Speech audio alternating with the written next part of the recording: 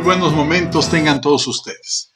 Voy a hablar ahora de otro grupo camita, de otro pueblo camita, la familia lingüística japónica, que prácticamente el único idioma que persiste es el japonés. Existen otros. Este pueblo surgió de Ararat en el 2900 a.C. y se fue hacia el extremo oriente. Fueron quedándose algunos clanes, se fueron quedando y no llegaron a Japón. Estos fueron asimilados por otros pueblos y perdieron su lengua. Al llegar a Japón, establecieron la cultura de Jōmon y luego la cultura japonesa. También tuvieron una influencia china muy importante. Solo el 35% de los varones tiene el haplogrupo D1.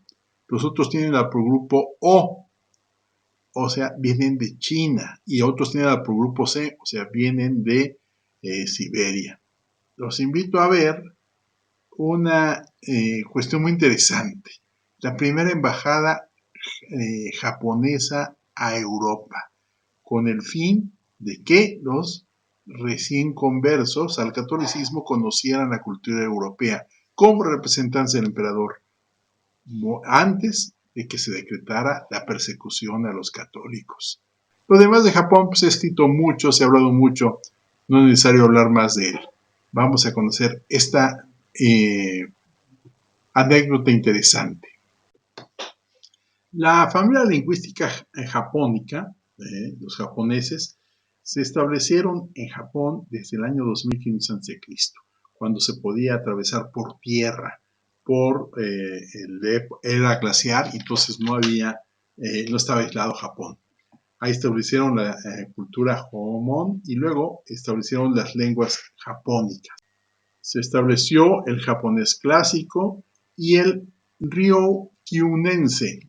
Este dio lugar a varios idiomas, sobre todo de las zonas de las islas aisladas, Amami, Kunigami, Okinawense, Miyako y Yaeyama, aparte de Yonaguni.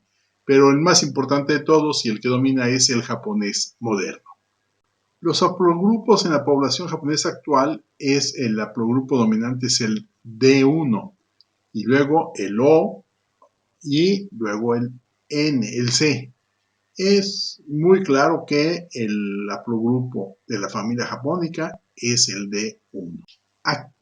Aquí muestro cómo se fueron emigrando el grupo japónico.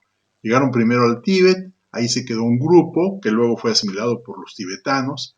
Otro grupo se fue hacia Mongolia, el D1A1, que fue asimilado por los mongoles. Otro grupo fue hacia Formosa y Filipinas. Y finalmente el D1A2 fue el que llegó a Japón y estableció la familia Japón. La primera embajada a Europa, a Roma. La misión que había sido promovida por un misionero jesuita para que los japoneses recién convertidos al cristianismo conocieran la cultura europea y Roma. Primero fue la idea en 1581, gracias al padre Alessandro Valignano, visitador de la Compañía de Jesús. Él vio conveniente que hubiera una embajada del Imperio japonés hacia Roma. Es la primera ocasión que había una embajada desde tan lejos a Roma. Era la oportunidad de los japoneses de conocer esa cultura rara que había llegado desde lejos y que había traído la religión cristiana. En el castillo de Azuchi, el padre se arrodilló ante el emperador. Se inclinó ante el emperador que se consideraba a sí mismo divino. Era una belleza el palacio imperial japonés. Por otro lado, los japoneses admiraban toda la herrería, los barcos, las armas, la ropa de los europeos. Entonces parecía un cuento de hadas para los japoneses. Por eso promovió una primera visita diplomática hacia Europa. Por supuesto que hizo que dibujaran todas las maravillosas construcciones de Japón, su ropa, sus costumbres, para mostrarlas en Madrid y en Roma. Llevaron unas pinturas muy, muy bonitas. Y esto no debía ser presentado por el padre Valignano, sino por los mismos japoneses, para que demostraran su inteligencia, cultura, gracia, y posteriormente informar a Japón de la magnificencia de Europa. Entonces, emperador nombró 4 jóvenes embajadores desde la ciudad de Kioto hacia la ciudad de Roma. En 1582 inicia el viaje. Fue en Nagasaki. El 20 de febrero de 1582 fueron acompañados por un noble portugués, Ignacio de Lima. Prepararon la delegación con algunos católicos convertidos para hacer ese gran viaje a Europa de ida y de regreso. Ito Mancio, nacido católico, ¿sí? Que era uno de los señores. Chihuahua Miguel, sobrino del señor Omora y primo segundo del señor Arima, iba a representar conjuntamente a los dos reinos pequeños, pero solamente católicos. Habían sido bautizados solo 2 años antes de la partida, y Jaramito y Nakawa Julián, ambos familias samuráis cristianas. Eran representantes de los demás en caso de que les pasara algo a los 2 anteriores. Tenían a la visa 14 años de edad. Se aseguraron de que no descuidaran su lengua, de que siempre pudieran hablar entre ellos en japonés. En 1583 llegan a Portugal. El 10 de agosto llegaron al puerto de Lisboa. Entraron con gran alegría. Dejaban por fin el mar y ahora llegaban a tierra. Se sorprendieron con tanta cosa nueva que había. Era bastante excitante. Llegaron por la noche a una Lisboa donde el hedor golpeó por mucho tiempo a los jóvenes japoneses. No había alcantarillado en Lisboa y por tanto había un hedor grande, cosa que no había en Japón. Había mucha gente, esclavos de África, seda de China, plata de Japón, y los jóvenes vieron todas las cosas asombrosas que había en Lisboa. Conocieron los carruajes, fueron a ver al cardenal Alberto con un carruaje majestuoso, llegaron a los palacios y a los fuertes de Lisboa. Conocieron en 1583. Pudieron ver la cultura europea en plenitud, la cultura portuguesa. Edificios de varios pisos, con techos rojos, se elevaban alrededor de la fuente. También había esclavos negros, había gente, era cosmopolita, había personas de todos lados del mundo, de Asia, de África, de América. Había majestuosos caballos. Comparados con los ponis japoneses, estos parecían gigantes. Mucha gente vivía en la pobreza, muchas gentes descalzas y en harapos. Había mucha pobreza también. Lisboa tenía muchísimas iglesias, hospitales. Había 130 iglesias, 7 hospitales, 6 palacios reales y docenas de casas nobles. Era una ciudad esplendorosa. Finalmente, el virrey, el cardenal Alberto, los recibió como personas realmente nobles. Los recibió con gran deferencia, con gran amabilidad. Los jóvenes japoneses se inclinaron ante él como se inclinarían ante su emperador, pero él los levantó y les dio un beso en la mejilla. Ellos se sintieron acogidos, se sintieron parte de la Iglesia Católica, se sintieron parte de un mundo diferente. Y ahí viajaron a Madrid y fueron recibidos por Felipe II, el gobernante más poderoso de Europa y del mundo. Y él lo recibió en su palacio real, con un beso. O sea, los trataron agradablemente, los trataron con deferencia, con cariño. Estos jóvenes que tendrían a la fecha 16 años, eran jóvenes que estaban absortos de lo que era la cultura española. En Japón hubieran tenido la cara al suelo, pegada al suelo para no ver al emperador. Nunca antes había sido abrazado, y mucho menos por el gobernante de la mitad del mundo. Podían platicar con mujeres y con hombres. Finalmente asistieron a la ceremonia. Ito, representando al señor Otomo de Bongo, su boca seca de nervios, habló primero. Con la gracia del Señor, escribo Su Majestad Real, por medio de los padres de la Compañía de Jesús, que enseñan la verdadera doctrina en estos reinos. Muchas veces he oído hablar de vuestros reinos. Por problemas de navegación y larga ruta, aún no me he podido comunicar con vuestra majestad. Envío a mi primo señor Mancio de Hugo. Ruego a vuestra majestad que lo reciba como a mi propia persona. Y también la iglesia japonesa lo saluda. Adelante, seguimos su práctica incesante, dando los frutos y todos los presentes. Los jóvenes japoneses estaban elegantemente vestidos a la usanza española. Pudieron participar en las celebraciones litúrgicas y empezó a crecer el profundo deseo de seguir siendo cristianos. Pudieron conocer los palacios de Castilla y de ahí se le visitó y empezaron su viaje hasta Roma. También les pidieron que se confeccionara un kimono. Los japoneses también se vistieron con sus ropas típicas y podían ser samuráis, eran samuráis cristianos. El abrazo que recibieron parecía ser el símbolo de Europa, la unión de los pueblos japonés y español y el pueblo cristiano.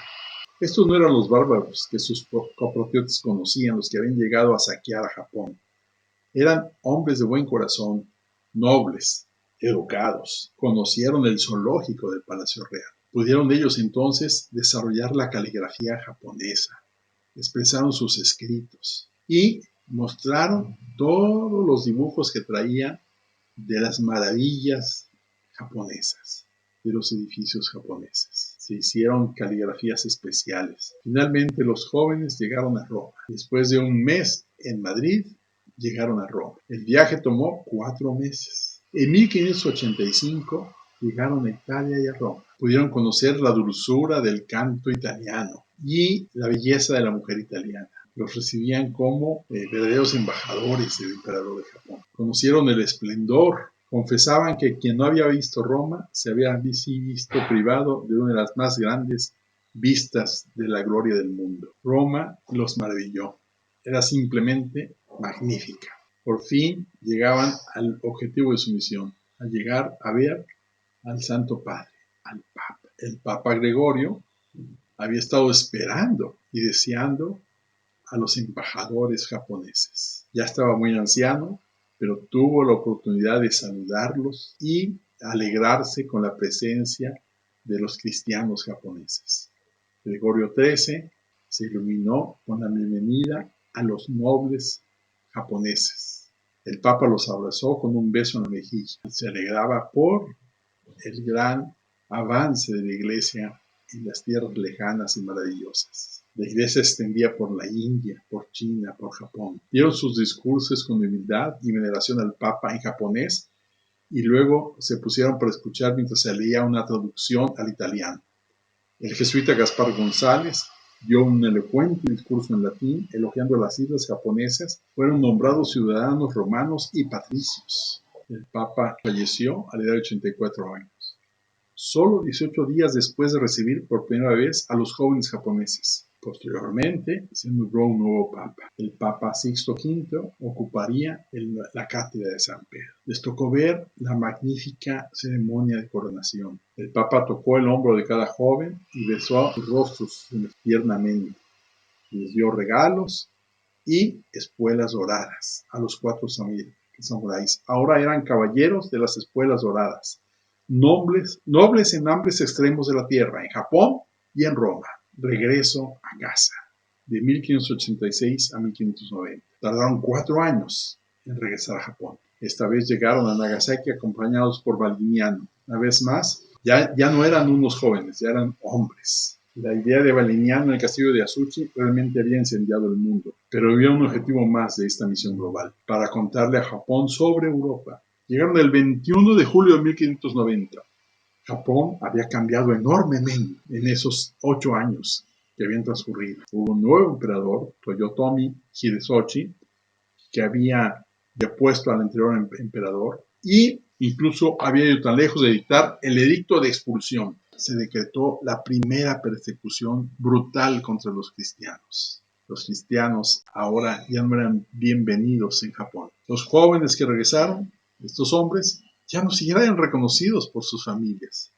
Cambiaron tantísimo. Expresaron a todo el pueblo japonés lo que habían visto, las maravillas de Europa. Pudieron finalmente entrevistarse con Hideyoshi, el emperador. Era una actitud totalmente diferente a la que me han visto en Europa. Aquí había un autoritarismo total. Al entrar el emperador, todos golpearon su cabeza contra el suelo. Era totalmente diferente. Aquí había hostilidad. El emperador les pidió que tocaran la música europea, que reprodujeran los sonidos de Europa. Lo encontró agradable y dejó que lo siguieran los cánticos de los jóvenes. Estaba sorprendido por el diseño de los instrumentos musicales europeos. También sorprendido por los mecanismos del reloj. Empezó en 1614 la persecución cristiana. Todo esto empezó con la intriga inglesa de que los jesuitas querían matar al nuevo emperador.